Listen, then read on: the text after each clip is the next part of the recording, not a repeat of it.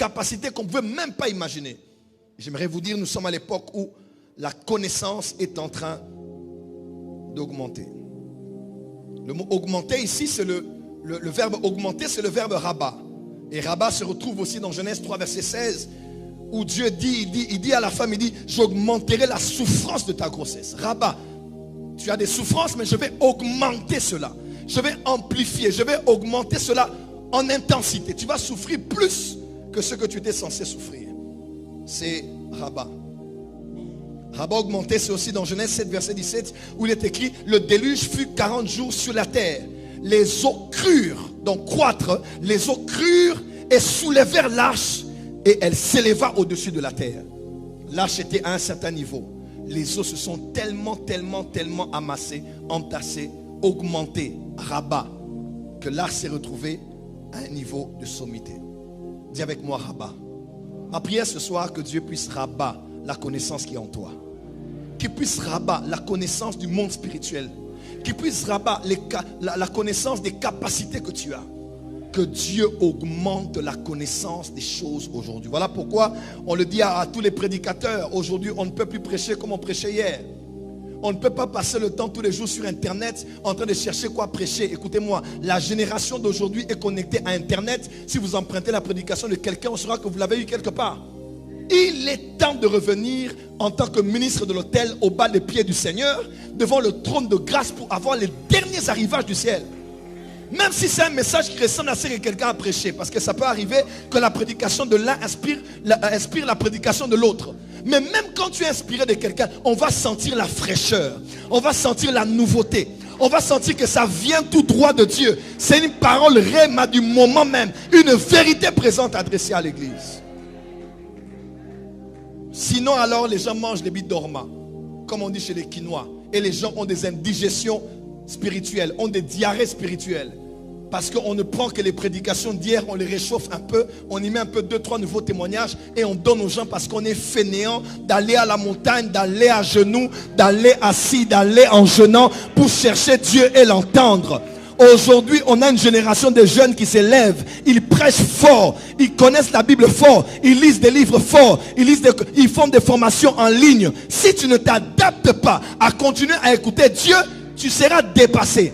Parce que quand tu n'es pas inspiré, tu vas expirer. Voilà pourquoi chaque saison, il faut se battre pour rester connecté à Dieu.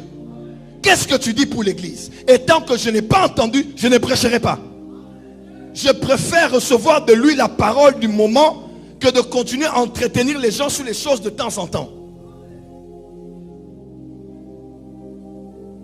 Ils vont lire et la connaissance va augmenter. Et l'une des connaissances qui a augmenté en ces derniers jours, c'est la connaissance du monde des esprits. Depuis Genèse, depuis même après l'époque de Adam et Ève, dans les plus anciennes civilisations comme ce qu'on appelle les Sumériens, les Babyloniens, les Égyptiens, les hommes avaient des connaissances déjà du monde spirituel. Avec la venue des anges déchus dans Genèse 6, qui sont venus, qui ont aussi, comme dans certaines histoires juives, on dit, ils ont enseigné aux hommes les technologies du monde spirituel, l'astrologie, comment lire les lignes qu'il y a sur la main, comment ouvrir des portes avec le monde des esprits. À l'époque là déjà, il y a des esprits qui étaient venus et qui enseignaient aux hommes l'art même de la médecine.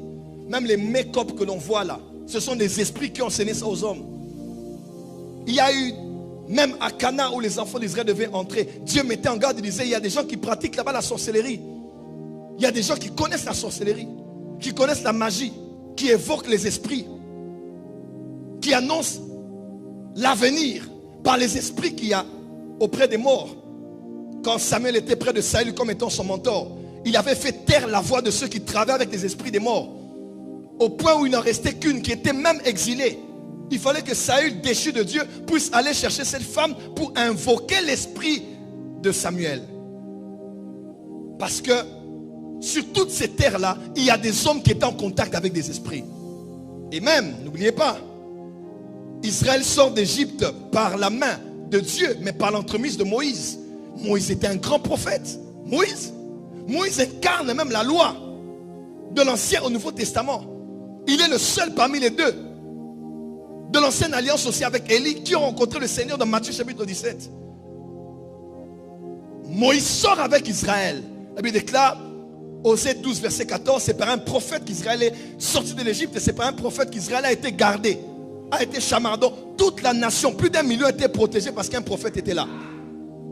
Alors quand un roi s'est levé dans nombre, il a dit, pour vaincre ce peuple-là qui ont vaincu la grande Égypte, la Chine de l'époque, l'Inde de l'époque, les États-Unis, la Russie de l'époque, ils ont dit, il faut qu'on ait aussi quelqu'un qui est au même niveau que Moïse. Ils ont trouvé Balaam. On n'a pas demandé les services de Balaam parce que c'était un petit garçon. Balaam était qui? Aujourd'hui, c'est un débat théologique. Était-ce un voyant, magicien, ou bien c'était un prophète? Balaam était un intermédiaire. Oui, Balaam, il savait. Oh, on a invité Balaam pour qu'il fasse les imprécations et les enchantements. Il a dit, j'ai essayé, mais l'enchantement ne peut rien contre Jacob. Ni la divination. Il connaissait les techniques divinatoires. Il connaissait les pratiques d'envoûtement. Il connaissait les rituels à faire, les esprits invoqués. En même temps, il écoutait aussi la voix du Dieu d'Israël. En même temps, il connaissait le mystère de où passer, géographiquement parlant, les autels. Faire des sacrifices pour quadriller dans une géométrie particulière et maudire Israël.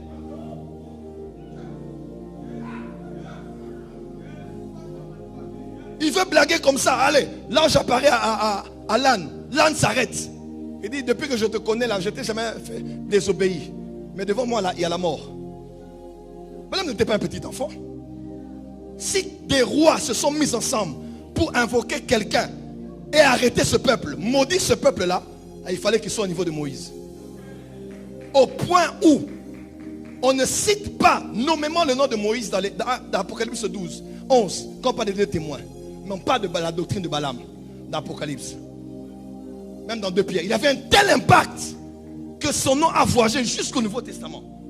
Frère, l'Ancien Testament, les gens connaissaient le monde spirituel. Ils connaissaient le monde des esprits. Ce qui est grave dans cette saison, c'est que beaucoup d'enfants de Dieu sont des chrétiens.